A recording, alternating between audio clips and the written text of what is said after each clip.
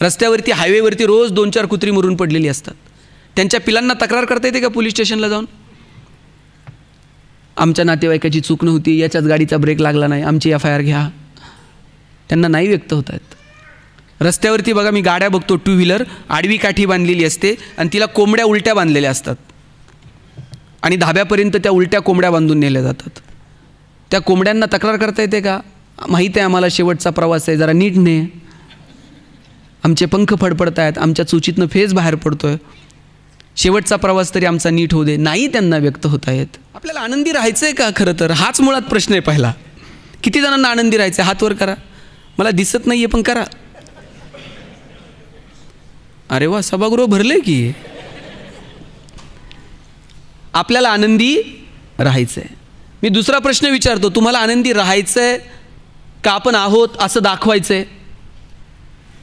खरं खरं सांगा, राहायचं आहे का दाखवायचं आहे? मग राहणं खूप सोपं आहे साहेब. आनंदी राहणं सोपं आहे. आपलं अडचण कुठं झाली आहे? आनंदी राहायचं नाही आहे बहुतांशी जणांना. आपण आनंदी आहोत हे जगाला दाखवायचं आहे. लाखो रुपये खर्च करून लोक परदेशात फिरायला जातात आणि तिथं जाऊन काहीच बघत नाहीत. त्याच्या डोक्यात एकच असतंय, फोटो काढतंय, स्टेटस ठेवतं. त्याला तिथं बघण्यात इंटरेस्ट नाही आहे. आपण कुठे आहोत हे जगाला कळलं पाहिजे. बरं, स्टेटस ठेवलं तर काय अडचण नाही आहे, मोबाईल आहे, ठेवता येतं आहे, ठेवलं पाहिजे. पण खरं दुःख कधी माहिती आहे?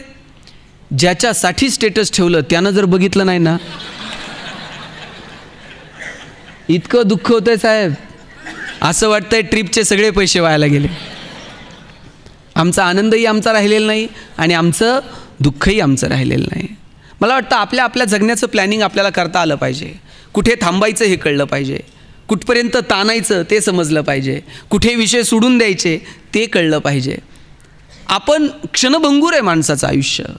आपण किती वेळ आहोत कुणाला माहीत आहे का? बरं, इथं बसलेल्या सगळ्यांना माहीत आहे आपल्याकडे किती संपत्ती शिल्लक आहे. आपल्यापैकी कुणी असं आहे ज्याला माहीत आहे की आपल्याकडं वेळ किती शिल्लक आहे?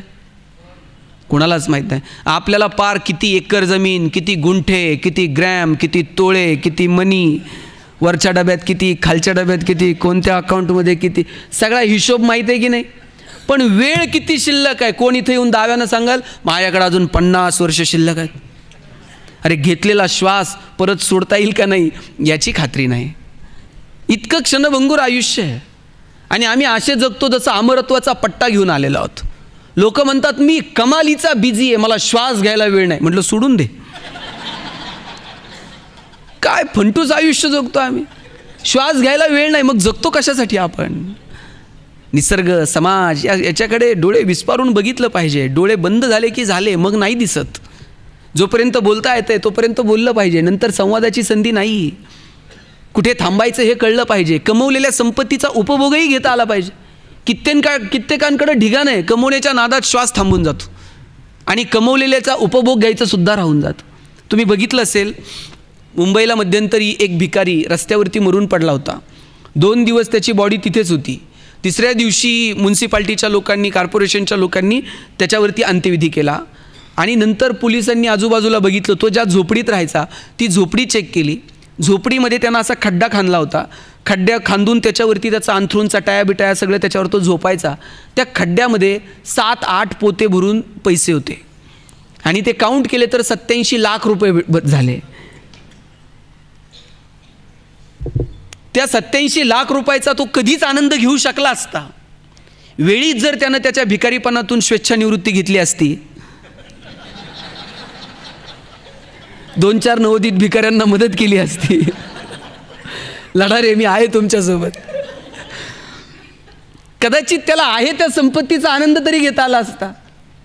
पण कुठे थांबायचं हे कळलं. तो कायम भीत राहिला असेल की अरे हे पुरतील का, हे पुरतील का, अजून थोडे साठवले पाहिजे.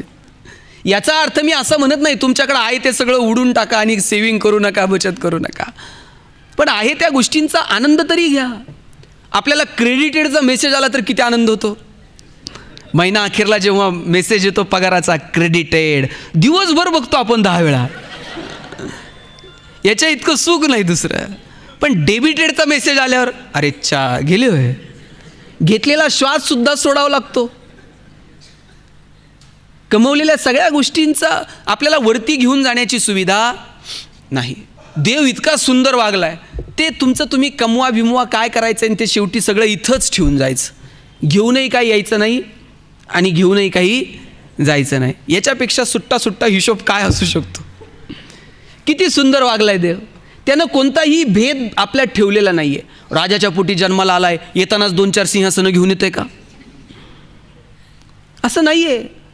राजाच्या पोटी जर एखादा जन्माला आला तर तोही काही न घेता येतो, आणि कुणी मोठा विद्वान गेला तरी तो काही घेऊन जात नाही. सगळं इथे ठेवून जायचं आहे. आणि म्हणून आपण ज्या कमवलेल्या गोष्टी आहेत त्याचा किमान आपण उपभोग घेतला पाहिजे. ज्याला गरज आहे त्याला मदतीसाठी आपल्या हातामध्ये ती दानत असली पाहिजे. कुणाच्या तरी मदतीसाठी आपले हात सरसावले पाहिजेत. कुणाच्या तरी मदतीसाठी आपले पाय धावले पाहिजेत. आमचे पाय जर कुणाच्या मदतीसाठी धावणार नसतील, आमचे हात जर कुणाच्या मदतीसाठी सरसावणार नसतील, आमच्या डोळ्यात जर प्रेम नसेल, तर समजावं आता आपण माणूस उरलेलो नाही, आता आपण यंत्र होत चाललेलो आहोत. माणसातलं माणूस पण कुठपर्यंत जिवंत आहे? जोपर्यंत आपण डोळ्यात प्रेम आहे तोपर्यंत समजावं आपण माणूस आहोत.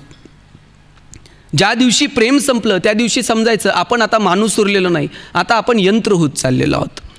आणि म्हणून यंत्र होऊ देऊ नका. यंत्रांवरती आपण अवलंबून राहतो, पण आपलंच यंत्र कधी होत चाललं आहे. अतिशय कृत्रिम वागतात लोक, कृत्रिमरित्या हसतात, कृत्रिमरित्या बोलतात. या कृत्रिमतेच्या पलीकडे जा. निसर्गानं आपल्याला भरभरून दिलं आहे. व्यक्त होण्याची कला भगवंतानं माणसाला दिली. कुणाच्या तरी सुखात सहभागी व्हा, कुणाच्या तरी दुःखात सहभागी व्हा, कुणाचं तरी दुःख कमी व्हावं याच्यासाठी पाठीवर थाप मारा, मी आहे सोबत म्हणून कोणाला तरी आधार द्या. हे जोपर्यंत आपल्यात आहे ना तोपर्यंतच आपण माणसं आहोत. ज्या दिवशी हे संपेल त्या दिवशी समजायचं आता आपण यंत्र होत चाललेलो आहोत. आणि म्हणून माणूस म्हणून आपल्या डोळ्यातलं प्रेम कायम राहील का? एक बेट होतं, त्या बेटावरती अनेक प्रकारच्या भावभावना राहत होत्या आणि ते बेट अचानक बुडायला लागलं. बुडायला लागल्यानंतर ज्या इतर भावना होत्या त्या सगळ्या भावनांनी आपली आपली नाव सजवली आणि त्या पुढच्या बेटावरती निघाल्या. प्रेम मात्र तिथेच बसून होतं, ते मात्र काही जायला तयार नाही. बाकीच्या भावना सांगत होत्या, बाबा चल आता हे बेट बुडणार आहे, आपल्याला निघावं लागेल पुढच्या बेटावरती. पण प्रेम मात्र तिथून जायला तयार नाही. त्याच वेळेला एक नाव भरधाव वेगानं आली. एका म्हाताऱ्यानं त्या प्रेमाला हात दिला, स्वतःच्या बोटेत घेतलं, नावेत घेतलं आणि भरधाव वेगानं इतर भावना पुढच्या बेटावर पोहोचायच्या आत तो म्हातारा त्या प्रेमाला घेऊन पुढच्या बेटावरती जाऊन स्थिरावला. तेव्हा त्या प्रेमानं विचारलं की बाबा तुम्ही कोण आहात आणि मला वाचवण्याचा हा अट्टहास का? खरं तर मला ते बेट सोडायचं नव्हतं, तुम्ही मला या बेटावर आणून इथे का थांबवलं आहे सगळ्याजण आधी यायच्या अगोदर? तेव्हा त्या माणसानं सांगितलं, बाबा रे मी काळ आहे, मी काळ आहे, मी कालही होतो, आजही आहे आणि मी उद्याही असणार आहे. इतर सगळ्या भावना पोहोचायच्या आत तुला इथं आणण्याचा उद्देश एवढाच आहे, जर तू असशील तर इतर भावनांना अर्थ आहे, जर तूच नसशील तर इतर कोणत्याही भावनेला अर्थ नाही आणि मग इतर कोणत्याही भावना इथं स्थिरावू शकत नाही. मला वाटतं ती प्रेम ही जी नित्तळ भावना आहे, काय मजा होती हो. पैसे प्रेम होतं लोकांच्या डोळ्यामध्ये. लोक एकमेकांकडे जायची, एकमेकांची विचारपूस करायची, एकमेकांच्या सुखदुःखात सहभागी व्हायची. आता हा ओलावा कुठे हरून गेला ना हेच कळत नाही आहे. कुणी कुणाकडे जायला वेळ नाही. आणि आपण जर आठवतंय का कुणाला किती दिवस झाले कुणाच्या घरी मुक्कामी जाऊन? ही जी वयस्कर मंडळी आहेत ना 15-15 दिवस सुट्टीत मामाच्या गावाला जात होती. मामाबरोबर पाभार धरायला जाणार, तिकडं कुठेतरी शेतात जाणार, मामाला सगळं काम करू लागणार, 15 दिवस 20 दिवस मामाकडं थांबणार, तिथंच विहिरीवर पोहायला शिकली. एकमेकाकडे जाणं येणं होतं. आता कुणालाही वेळ नाही आहे. चला मी समजू शकतो की आपण सगळेजण व्यस्त आहोत, आपल्याला वेळ नाही आणि इकडून तिकडून वेळ काढून आपण जर कुणाकडे मुक्कामी गेलोच त्याला तर वेळ आहे का आपला पाहुणचार करायला? तेही म्हणते कधी जाणार कुणाच ठाऊक. आता कुणी कुणाकडे जायला मोकळं नाही. आमच्या वडिलांची आत्या आमच्याकडे मुक्कामी यायची. वडिलांची आत्या जर आमच्याकडे मुक्कामी आली तर सगळं घर रात्रभर गप्पा मारत बसायचं. आत्या जर 2 दिवस थांबली आणि तिसऱ्या दिवशी जायला निघाली तर सगळं घर तिला वाटे लावायला एसटीला जायचं. आत्या एसटीत बसली आणि तिनं नुसता येते म्हणून हात केला, सोडवायला आलेल्या लोकांचे डोळे पाणावत होते. एवढी माणसं भावनिक होती. आता लोक अंत्यविधीला जातात, प्रेत जळत असतं आणि लोक मोबाईलमध्ये खेळत असतात, कधी उरकतोय कुणाच ठाऊक. भावना कुठे हरवून गेल्या हे कळलं नाही. मला वाटतं जोपर्यंत डोळ्यात प्रेम आहे तोपर्यंत आपण माणसं आहोत. आणि प्रेम असलं का मग मदतीसाठी हात सरसावतात, पाय धावतात, कुणासाठी तरी आपण व्याकुळ होतो, कुणाचं तरी दुःख बघून करमत नाही, कुणाचा तरी आनंद बघून आमच्याही मनामध्ये आनंदाच्या लहरी निर्माण होतात. मला वाटतं हे माणूसपण आहे. आणि माणसाची दुसरी कोणतीही व्याख्या आपण करू शकत नाही. 2 पाय 2 हात 2 डोळे हे तर कॉमन आहे. पण या सगळ्याच्या पलीकडे जाऊन जोपर्यंत प्रेम तोपर्यंत आपण माणूस आहोत. मी असं नेहमी म्हणतो की आपल्या हातामध्ये थोडी तरी देण्याची दानत असली पाहिजे. आमच्याकडे एक जण आहे साहेब, इतके पैसे आहेत त्याच्याकडं, पण कुणाला कधीच मदत करणार नाही. गावात काहीतरी काम होतं, पोरं वर्गणी गोळा करत होती आणि हे कधीच कुणालाच वर्गणी बिरगणी असलं कधी कुणाला मदत केली नाही. पण पोरांना वाटलं दारात बसलं जाता जाता हटकावं. पोरं म्हणली, काका ते अमुक अमुक काम सुरू केलं आहे, जरा वर्गणी देता का? हे म्हणते, वर्गणी तुम्हाला? मी माझ्या पोराची फी लवकर शाळेत वेळेवर भरत नाही, आजारी कुणी पडलं तर घाई लवकर दवाखान्यात नेत नाही, आणि तुम्हाला फुकट वर्गणी? चला मला निघा इथून. पोरं हसली, म्हणली आम्हाला माहीत होतं देत नाही. पोरं निघाली पुढं. आणि काय वाटलं ह्या माणसाला कुणास ठाऊक, त्यांना हाक मारली, म्हणलं ए इकडे रे पोरांनो. म्हणजे काय झालं?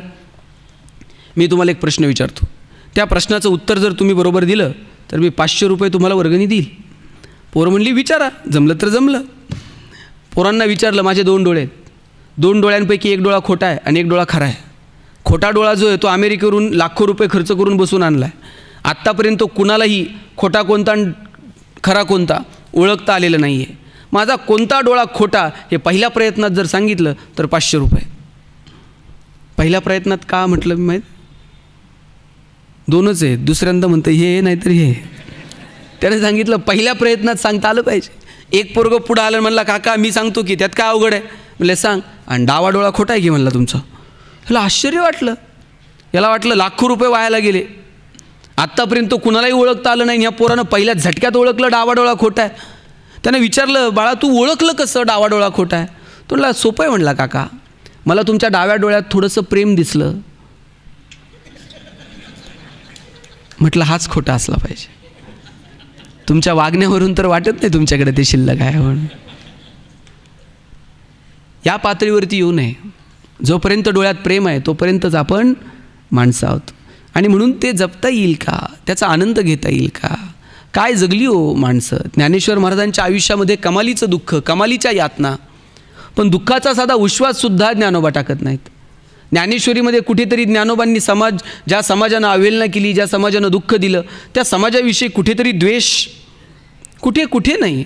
आणि मागाईची वेळ आली तर ज्ञानोबा म्हटले, जो जेवांशील तो तेला हो प्राणी जात. काय जगण्यातली समृद्धता आहे.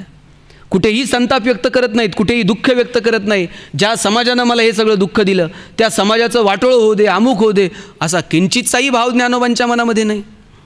उलट ज्ञानोबांना मागायची वेळ आली तर पहिलं मागणं ज्ञानोबांनी, जे खळांची व्यंकटी सांडो, जे खल आहेत, जे दुर्जन आहेत त्यांच्यातली वाईट बुद्धी सांडो, पहिलं मागणं खल दुर्जनांसाठी मागितलं. आणि तेही असं नाही म्हटले जे खल आहेत ते मरो.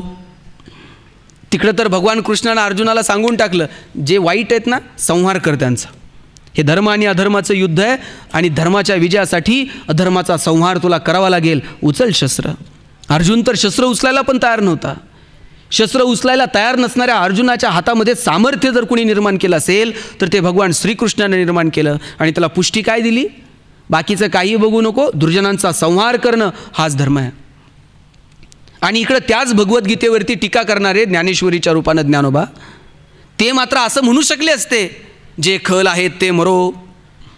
पण जे खल आहेत ते मरो नव्हे, जे खळांची व्यंकटी सांडो. किती गोड शब्द वापरलेत. सांडो, किती हळवार शब्द वापरले. आणि पुढे काय म्हटलंय? तया सत्कर्मी रती वाढो. वाढो कधी म्हणतात? रोप छोटा असेल तर वाढो म्हणतात, रोप नसल तर रुजो म्हणतात. ज्ञानोबा असंही म्हणू शकले असते, तया सत्कर्मी रती रुजो. पण ज्ञानोबांना खात्री आहे वाईटातल्या वाईट माणसामध्ये सुद्धा थोडी तरी सत्कर्माची वृत्ती शिल्लक आहे. आणि म्हणून ज्ञानोबा म्हटले, तया सत्कर्मी रती वाढो. भूता परस्परे पडो मैत्रजीवांचे. मैत्रजीवांचे शब्द शेकडो वर्षांपूर्वी ज्ञानोबांनी वापरला आहे. आत्ता तुम्ही मी फ्रेंडशिप डे अमुक तमुक साजरे करायला लागलो. ज्ञानोबा शेकडो वर्षांपूर्वी म्हटले, मैत्रजीवांचे. समाजामध्ये जे जे जीव आहेत त्यांच्यामध्ये मैत्रीचे संबंध प्रस्थापित होऊ देत, ही ज्ञानोबांची अपेक्षा आहे. सज्जनाची व्याख्या करताना ज्ञानोबांनी काय सांगितलं? सज्जन कसे आहेत? चंद्र मे जे आलांछन मार्तंड जे तापहीन. चंद्राला तरी डाग आहे, ते चंद्रासारखे शीतल आहेत, पण त्यांना चंद्रासारखा डाग नाही. मार्तंड जे तापहीन, मार्तंडासारखे ते तेजस्वी आहेत पण त्यांचा समाजाला ताप नाही. तुमच्याकडे जे काही ज्ञान आहे ते समाजाभिमुख असलं पाहिजे. तुमच्या मनगटात जी रग आहे ती समाजाच्या हिताची असली पाहिजे. तुम्ही मार्तंडासारखे तेजस्वी आहात पण तुमचा समाजाला ताप आहे, तो तेजस्वीपणा काय उपयोगाचा, काय हिताचा? तुम्ही चंद्रासारखे शीतल आहात पण तुमच्या चारित्र्यावरती डाग आहेत, ते काय उपयोगाचे? आणि म्हणून सज्जनाची व्याख्या करताना सुद्धा ज्ञानोबांनी सांगितलं, चंद्रमेजे अलांछन मार्तंड जे तापहीन. आणि अशा लोकांची, सज्जनांची मांदियाळी तयार व्हावी आणि मग त्यातून जगणं सुंदर व्हावं. काय अफाट संकल्पना आहे हो. मला हेवा वाटतो ज्ञानेश्वर महाराजांचा, मला हेवा वाटतो तुकाराम महाराजांचा, मला हेवा वाटतो ज्ञानोबांपासून तुकोबांपर्यंत जे जे संत विविध जाती धर्मात जन्माला आले. काय भावना व्यक्त केल्या या लोकांनी. कांदा मुळा भाजी योगी विठाबाई माझी. कर्माचा सिद्धांत सांगणारे आणि कर्माचा सिद्धांत जगणारे हे साधू संत आहेत. म्हणजे आम्ही नुसतं सांगायला जन्माला आलेलो नाही आहोत. आम्ही वैकुंठवासी आलो याच कारणासी, बोलले जे ऋषी साच भावे वर्तावया. आम्ही फक्त गप्पा मारायला जन्माला आलेलो नाही. साधू संतांनी, ऋषीमुनींनी जे सांगितलं ते आमच्या जगण्यात वागण्यात असू शकतं हे दाखवण्यासाठी आमचा जन्म आहे, हे तुकोबारायांनी सांगितलं. बरं, दुःख व्यक्त करताना काय, त्या दुःख व्यक्त करतानाची सुद्धा भाषा काय? उंबरठ्यासी कैसे येशू आम्ही जातीहीन. तुकोबारायांनी आपली भावना व्यक्त केली की आम्ही तुझ्या उंबरठ्यापाशी भगवंता येऊ कसे, आणि उंबरठ्यासी कैसे येशू आम्ही जातीहीन असं म्हणणाऱ्या चोखोबरायांची पत्नी म्हणते, मी तू पण गेले वाया पाहता पंढरीच्या राया. काय काय भावना व्यक्त केल्या या लोकांनी. आणि म्हणून आपण संत साहित्याकडे बघितलं पाहिजे, संतांच्या जगण्याकडे बघितलं पाहिजे. मला वाटतं यांना जगण्यातलं सौंदर्य सापडलं होतं, यांना जगण्यातली समृद्धता कळली होती. भौतिक गोष्टी गरजेच्या आहेत नाही असं नाही, पण त्या भौतिकतेतून आपण शाश्वत सुखापर्यंत जाऊ शकत नाही याची कल्पना केवळ आणि केवळ संतांना होती. आत्ताच्या जमान्यात जर मी म्हटलं भौतिक साधनांची निर्मिती करू नका, भौतिक चीज वस्तूंची निर्मिती करू नका, हे तुमच्या माझ्या हिताचं राहणार नाही याची मला जाणीव आहे. पण भौतिक गोष्टींची निर्मिती करत असताना आपण मनाच्या प्रक्रियेकडे, मानसिक आरोग्याकडे, मनाच्या आनंदाकडे आपण दुर्लक्ष करून चालणार नाही. एकीकडे तुमच्याकडे कोट्यावधी रुपये आहेत पण तुमचं मन स्थिर नाही. तुमच्या समोर पाची पक्वान वाढलेलं आहे पण तुम्ही मनानं अस्वस्थ आहात. तुम्ही त्या पाची पक्वानाचा सुद्धा आनंद घेऊ शकणार नाही. एखादी गोष्ट मनाला सकाळी सकाळी खटकून जाते, दिवसभर अनेक गोष्टी समोर येतात पण तुमचं मन थाऱ्यावर नसतं, तुम्ही तिथे नाही रमत. मन खूप नाजूक आहे, छोट्याशा गोष्टीने इजा पोहोचते आणि मग कोणतीही भौतिक गोष्ट तुम्हाला मला आनंद देऊ शकत नाही. केवळ पैशांच्या आणि साधनांच्या जोरावरती जर समृद्धता निर्माण होत असती, जगातली सगळी श्रीमंत राष्ट्र सुखी आणि समृद्ध असती. आपल्या शेजारी भूतानसारखा देश आहे ज्यांनी समाधानाचा निर्देशांक जाहीर केला. आणि भूतान सांगत होतं, आमच्याकडे चमचमीत रस्ते नाहीत, आमच्याकडे चकचकीत मॉल नाहीत, पण जगात आम्ही सगळ्यात समाधानी आहोत. एक दिवस तर असा येणार आहे की आपल्याला आपल्या सगळ्यांची प्रगती ही समाधानाच्या पातळीवरती मोजावी लागणार आहे. आणि मग आम्हाला आमची प्रगती समाधानाच्या पातळीवरती जर मोजायची असेल तर आमच्या समाधानाच्या जागा नेमक्या कोणत्या आहेत हे तर ठरवून घ्यायला नको. कुणीतरी आपलं कौतुक करतं, आपल्याला छान वाटतं की नाही. कुणाच्या तरी मदतीसाठी आपण धावून जातो आणि कुणीतरी आपल्याला थँक्यू म्हणतं, तो आनंद दिवसभर मनात रेंगाळत राहतो की नाही. मला वाटतं या छोट्या छोट्या गोष्टींचा आनंद आम्हाला उपभोगता आला पाहिजे. या छोट्या छोट्या गोष्टींमधली गंमत आम्हाला शोषून घेता आली पाहिजे, तर जगणं समृद्ध होऊन जाईल. आणि निवळ साधनांमध्ये जर समृद्धता असती तर मग तर काय विचारू नका. आमच्याकडे एक जण आहे साहेब, इतके पैसे आहेत त्याच्याकडं पण अजिबात आनंदी नाही. त्याच्याकडं कामाला येणारा आनंदी आहे पण हे मालक असून कायम दुःखी आहे. आणि हे विचार करायचा, माझ्या वाट्याला आनंद नाही, हे कामाला येतं, ह्याला 5-10 हजार रुपये पगार आणि हे कायम खुश असते. माझ्याकडं ढिगानं पैसे आहेत, 7 पिढ्या बसून ठेवलं तरीसुद्धा हे संपायचे नाहीत. याला हाय इनमिन 5-10 हजार रुपये पगार, ही शिट्टी वाजवत येत आहे, दिवसभर काम करत आहे, जातानाही आनंदात जात आहे. कधी एखादा शर्ट नवीन घेतला तर 10 वेळा शर्टकडे बघतं आहे, स्वतःच्या धुंदीत राहत आहे. माझ्याकडं ढिगानं पडलेत, एकाचा नंबर परत वर्षानं येईल तरी मी आनंदी नाही. त्याला हेवा वाटायचा त्या घरातल्या काम करणाऱ्या माणसाचा. आणि एक दिवशी त्यानं त्याच्या दुसऱ्या एका अधिकाऱ्याला सांगितलं, म्हटलं ते मला त्याचा हेवा वाटतो रे, माझ्याकडे एवढे पैसे आहेत पण ते माझ्यापेक्षा आनंदी आहे. त्या अधिकारी म्हटलं, नेमकं काय करायचं आहे मला सांगा, तुम्हाला आनंदी राहायचं आहे का त्याला दुःखी करायचं आहे, काही कर पण कर म्हणला. ते म्हणला तुम्हाला आनंदी नंतर करतो, आधी त्याला दुःखी करतो. म्हटलं हे कसं? म्हटलं बघा तर गंमत. दुसऱ्या दिवशी ह्यानं काय केलं माहिती आहे, हे जे रोज कामाला यायचं ना त्याच्या दारामध्ये 99 सोन्याच्या मोहरा नेऊन ठेवल्या. 99 सोन्याच्या मोहरा दारात बघितल्यावर किती आनंदी व्हायला पाहिजे. ह्यानं 10 वेळा मोजल्या 99च भरायच्या. हे म्हणायचं 100 का नाही. हे दिवसभर टेन्शन. एरवी गाणं बिनं म्हणत यायचं छान अप टू डेट. ह्याच्या डोक्यात आज दिवसभर विचार 99 कुणी ठेवले असतील. बरं 100 ठेवले असतील, एक कुणी नेली असेल का. त्याला 99 मोहरा मिळाल्या याचा आनंद नाही, पण एक कुठे गेली याचं मात्र दुःख आहे. आपली ही गडबड तशीच झाली. आपल्याकडं काय आहे याच्याकडं आपलं लक्ष नाही. लग्नाला जर कोणी सगळं गाव येतंय लग्नाला, आपल्याकडं कोण आलं याची यादी नसते. कोण आलं नाही याच्याकडे आपलं लक्ष असते. माणूस अभावामध्ये अडकून जातो, पण भगवंतानं जे दिलंय त्याच्याकडे मात्र आमचं लक्ष नाही. पहिला उपकार काय माहिती आहे देवाचा आपल्यावर. पहिला उपकार जर काय असेल तर त्यानं आपल्याला माणूस म्हणून जन्माला घातलं. इथंच फत्ते झाली आहे, इथंच आपण जिंकलोय. आपल्याला बोलता येतं, आपल्याला इतरांच्या सुखदुःखात सहभागी होता येतं, आपल्याला रडता येतं, आपल्याला हसता येतं, आपल्याला आपल्या न्याय हक्कांसाठी लढता येतं. बरं आत्ताची पिढी तर आपण नशिबवान आहोत. आपल्या कित्येक पिढ्या पारतंत्र्यात जगल्या, त्यांना स्वातंत्र्य काय हे माहीत नव्हतं. आत्ता तुम्ही मी तर किती नशिबवान आहोत की आपण स्वातंत्र्यात आहोत. रस्त्यावरती हायवेवरती रोज 2-4 कुत्री मरून पडलेली असतात. त्यांच्या पिलांना तक्रार करता येते का पोलीस स्टेशनला जाऊन. आमच्या नातेवाईकाची चूक नव्हती, याच्याच गाडीचा ब्रेक लागला नाही, आमची FIR घ्या. त्यांना नाही व्यक्त होत आहेत. रस्त्यावरती बघा मी गाड्या बघतो, 2 व्हीलर आडवी काठी बांधलेली असते आणि तिला कोंबड्या उलट्या बांधलेल्या असतात आणि धाब्यापर्यंत त्या उलट्या कोंबड्या बांधून नेल्या जातात. त्या कोंबड्यांना तक्रार करता येते का. माहीत आहे आम्हाला शेवटचा प्रवास आहे, जरा नीट ने. आमचे पंख फडफडत आहेत, आमच्या चुचीतनं फेस बाहेर पडतोय, शेवटचा प्रवास तरी आमचा नीट होऊ दे. नाही त्यांना व्यक्त होता येत. आपण माणसं आहोत, किमान आपल्याला व्यक्त होता येतं. आपल्याला चांगलं वाईट कळलं पाहिजे. आणि माणूस म्हणून आपल्याला किमान छोट्या छोट्या जे भगवंतानं आयुष्य दिलं आहे त्याचा आनंद तर घेता आला पाहिजे. श्वास थांबला का सगळं संपून जातं, काही उरत नाही. म्हणून श्वास संपायच्या आत छोट्या छोट्या गोष्टींचा आनंद घेऊ. भगवंतानं आम्हाला नेमकं वेगळेपण काय दिलेलं आहे ते शोधू. आपल्याला प्रत्येकाला काहीतरी वेगळेपण दिलेलं आहे. प्रत्येकाला एक कॅरेक्टर मिळालेलं आहे. ते कॅरेक्टर ताकदीनं वाटवायचं. आपल्याला काय वेगळं आहे ते आपल्याला ओळखता आलं पाहिजे. मला एक सांगा, सचिन तेंडुलकर सारखा षटकार ऐश्वर्या रायला मारता येईल का. ऐश्वर्या रायसारखा ठुमका लता दिदींना देता आला असता का. लता दिदींसारखं गाणं अशोक सराफला म्हणता येत आहे का. तुम्ही जर मला म्हटले भाषण कर, मी किती वेळ बोलेल.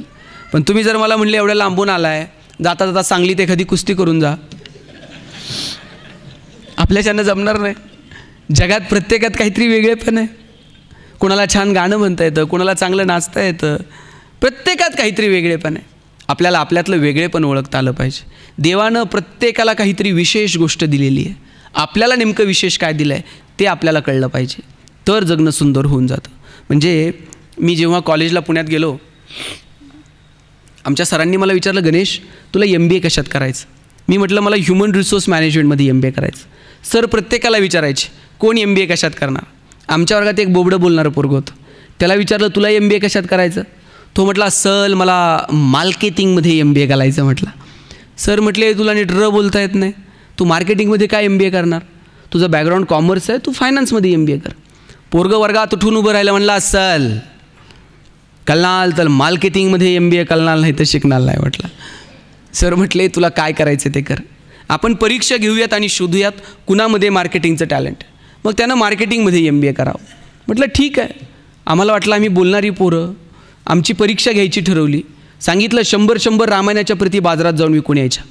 ज्याच्या सगळ्यात जास्त विकल्या जातील आपण समजूयात त्याच्यामध्ये मार्केटिंगचं टॅलेंट आहे, त्यानं मार्केटिंगमध्ये MBA करावं. मला वाटलं 100 रामायणाच्या प्रती विकायला काय लागतं आहे, अशा बाजारात जाऊन विकून येऊ. 8 दिवस आम्ही गेलो, बाजारात फिरलो. 9व्या दिवशी वर्गात आलो. सरांनी विचारलं गणेश 100 पैकी किती प्रती विकल्या गेल्या. म्हटलं 4. राहुल 8, संतोष 10. मार्क मिळवणारी पोरं पण 20पेक्षा जास्त प्रती कुणाच्याच गेल्या नाही. बोबडं बोलणारं पोरगं मागच्या बाकावर बसायचं. त्याला विचारलं तुझ्या किती गेल्या रे. म्हणला असल 100च्या 100 प्रती विकल्या गेल्या. म्हटलं सर म्हटले केलं काय, मार्केटिंगची कोणती स्ट्रॅटेजी, कोणतं रेफरन्स बुक. म्हणला काहीच नाही, मी लोकांच्या दालात द्यायचो, बेल दाबायचो, लोकं बाहेर यायची, लोकं बाहेर आली की समोर लामायण ठेवायचो आणि सांगायचो हे लामायण, विकत घेता का वाचून दाखवू?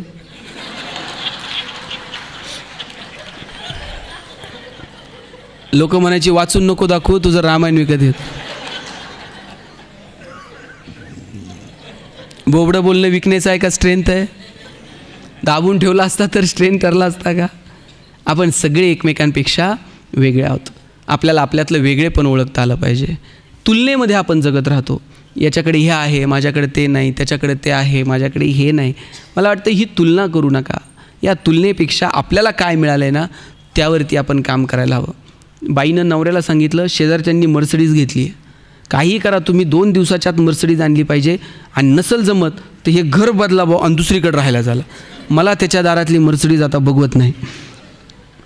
नवरा म्हटला, घर बीर बदलायला काय सांगू नको, जमलं तर 2 दिवसात मर्सिडीजच घेतो. ते म्हणले का? आता परत कोणत्या शेजारी जाणार, त्याच्याकडे उद्या हेलिकॉप्टर असलं तर तू म्हणणार हेलिकॉप्टर घ्या. आता 40-50 वर्षात शेजारच्याच्या थोडं तरी मी बरोबरीनं आलो आहे म्हणलं. आता आपण तुलनेत जगत राहतो.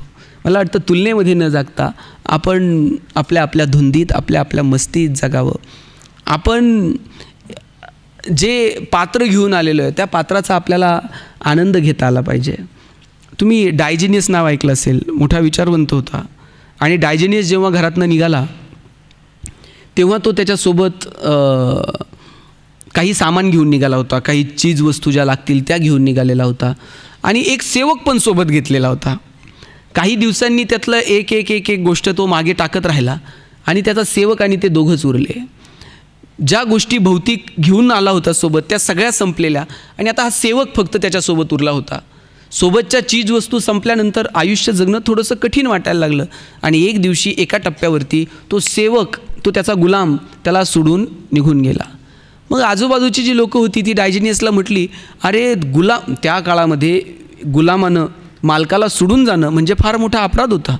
त्याला तू तक्रार कर की हा गुलाम मला न सांगता सोडून गेला आहे, त्याला ते पकडून आणलं जाईल, त्याला शिक्षा दिली जाईल. त्यावेळेस डायजेनियस म्हटला, तो मला सोडून गेला आहे, मला आत्ता कळेन असं झालं आहे. तो जर मला सोडून राहू शकतो आणि मी जर त्याला सोडून राहू शकत नाही, नेमकं गुलाम कोण कोणाचं होतं हेच मला आत्ता कळत नाही म्हटलं. मोबाईल आपल्यासाठी आहे का आपण मोबाईलसाठी आहोत? मुद्द्यावर येऊ आपण आता. वस्तू आपल्यासाठी आहेत का आपण वस्तूंसाठी आहोत? वस्तू आपल्यासाठी, आपल्या सुखासाठी आपण निर्माण केल्यात, पण आपल्याला त्यांची इतकी सवय होऊन जाते की आपण त्या सोडून राहू शकत नाहीत. साहेब, अगदी एक मिनिटाला मोबाईल चेक करणारी माणसं या जगात आत्ता सापडतील. वर्ष 0 ते 11 वयोगटातल्या हजारो मुलांचे डोळे निकामी होण्याची वेळ आली आहे. इतका पोरांचा मोबाईलवरचा स्क्रीन टाईम वाढत गेला आहे. मैदानं ओस पडायला लागली. मोबाईल वाईट नाही आहे, खूप चांगलं साधन आहे. विदिन अ सेकंद तुम्ही जगापर्यंत पोहोचता. पण आता जर आम्ही इतक्या आहारी गेलो आहे की आम्ही मोबाईलशिवाय राहू शकत नाही. 2-2, 2.5 वर्षाच्या पोरांच्या हातात मोबाईल देऊन टाकले, आणि बाप इतकं कौतुकानं सांगतंय, मला कळत नाही ते त्याला कळतंय म्हणतंय मोबाईलवर. पूर्वी जर मूल रडायला लागलं तर आई त्याला जवळ घ्यायची, आणि आईनं जवळ घेतल्यानंतर पोरगं रडणं थांबत होतं. आता पोरगं रडायला लागल्यानंतर आई काय करते? मी सांगू का तुम्ही सांगता? मोबाईल देते, आणि मोबाईल हातात आल्याबरोबर पोरगं रडायचं थांबतं. आईच्या स्पर्शाची जागा जर मोबाईलच्या स्पर्शानं घेतली असेल तर हा कुणाचा पराजय आहे? विज्ञान तंत्रज्ञानाचा विजय आहे का मातृत्वाचा पराजय आहे? मला वाटतं हे ठरवण्याची वेळ आलेली आहे. घरात जर पाहुणे आले तर आई पटकन जायची, चहा घेऊन जायची. आल्यानंतर पाहुणा बोलायचा, गणेश कितवीला, कावेरी कितवीला, पाऊस आहे का, पाणी आहे का, बरं चाललं आहे ना. पाहुण्याला बोलायला वेळ होता. आता आई चहा घेऊन गेली तर पाहुणा बोलत पण नाही. त्या आल्याबरोबर विचारत आहे, तुमच्याकडं छोट्या पिनचा चार्जर आहे का? ते अस्वस्थ आहे, आणि त्याच्या अस्वस्थतेचं कारण काय? त्याच्या मोबाईलची बॅटरी लो आहे. मोबाईलची बॅटरी लो असणं हे जर आमच्या अस्वस्थतेचं कारण असेल तर नेमकं कसलं आयुष्य आम्ही जगतो? मला वाटतं हा प्रश्न आम्ही स्वतःला विचारायला हवा. म्हणून जगण्याचा उत्सव करा. साधनांच्या भोवती गुरफटत राहण्यापेक्षा साधनांवरती आपण रुबाब करायचा, साधनांनी आपल्यावरती रुबाब करायचा नाही. साधनं किती वापरायची ते ठरवलं पाहिजे. माणसांमधले स्पर्श, माणसांमधले संवाद हरवत चाललेत. कुणी कुणाशी बोलायला तयार नाही. साधनं वाढत गेली पण संवाद कुठे हुरपळून गेला हेच कळत नाही. एका आजोबांनी परवा मोबाईल घेतला आणि पोराला सांगितलं, राजा आता मी पण मोबाईल घेतला आहे बरं का. पोरगा म्हटला, कशाला पाहिजे तुम्हाला ह्या वयात मोबाईल? मला नाही कुणाशी बोलायचं, पण तू तासन तास कुणाशी बोलत असतो. मला तुला हेच सांगायचं आहे, आता माझ्याकडे पण मोबाईल आहे, कधीतरी माझाही नंबर डायल करत जा, मी शेजारच्याच खोलीत असतो. साधनं वाढत गेली, पण जवळच्या माणसांसोबतचे संवाद कधी हरून गेले आमचं आम्हालाच कळलं नाही. लोक गोल करून जेवायला बसायची, एकमेकांसोबत गप्पा मारायची. गोल संपला आणि जेवणाचा अर्धगोल झाला. समोर एक बॉक्स सुरू असतो आणि एकमेकांना फक्त आता रिमोट फेकून मारायचा राहिलेला असतो. संवाद संपून गेले. जेवायला बसलं का आजोबा सांगायचे, ताटाच्या भोवती पाणी फिरवा. आम्ही आजोबांना म्हणायचो, का फिरवायचं? ताटातले पदार्थ बदलतात का? बाजरीच्या भाकरीची पुरणपोळी होते का? आजोबा सांगायचे, पदार्थ बदलत नाही, पण पदार्थाचा प्रसाद होऊन जातो आणि प्रसादाचा सन्मान ठेवायचा असतो. जेवायला बसलं तर आजोबा सांगायचे, आभार माना. म्हटलं, कुणाचे आभार मानायचे? ते म्हणायचे, ज्यानं पिकवलं त्या शेतकऱ्याचे आभार माना, जिनं शिजवलं त्या तुमच्या आईचे आभार माना, आणि ज्यानं भूक दिली त्या भगवंताचे आभार माना. काय मजा होती हो, कृतज्ञता होती जगण्यामध्ये. सकाळी उठल्याबरोबर आजोबा सांगायचे, हात जोडा आणि देवाला थँक्यू म्हणा. म्हटलं, का? ते म्हटले, अरे डोळे उघडायला येतं कोण? कित्येक जण रात्री डोळे झाकतात, सकाळी कित्येकांचे डोळे उघडत पण नाहीत. आपले डोळे उघडले त्याला थँक्यू म्हणायचं, दिसला बरं का आज तुझ्या कृपेनं दिवस, चांगला जाऊ द्या. हां, रात्री झोपताना पुन्हा त्याला थँक्यू म्हणायचं, आजचा दिवस चांगला गेला, उद्याचा दिवस बघू द्या. ही कृतज्ञता होती निसर्गाच्या प्रती, भगवंताच्या प्रती, आजूबाजूच्या माणसांच्या प्रती. आता सकाळीही मोबाईल नव्हते आणि रात्रीही मोबाईल नव्हते. सकाळी उठल्याबरोबर काल टाकलेल्या फोटोला किती लाईक्स आणि किती कमेंट्स, 2-4 जरी कमी असल्या तरी करमत नाही. आणि रात्रीचं तर विचारू नका, रात्री पोरं DP असा झूम करून बघतात, कोण बाहेर येतं का त्यातनं? आम्ही कमालीचे अस्वस्थ आहोत. समाजामध्ये असताना शब्दांवर नियंत्रण ठेवता आलं पाहिजे आणि एकांतात असताना विचारांवर नियंत्रण ठेवता आलं पाहिजे. आम्हाला समाजात असताना शब्दावर नियंत्रण ठेवता येत नाही आणि एकांतात असताना विचारांवर नियंत्रण ठेवता येत नाही, आणि म्हणून अडचणी होत जातात.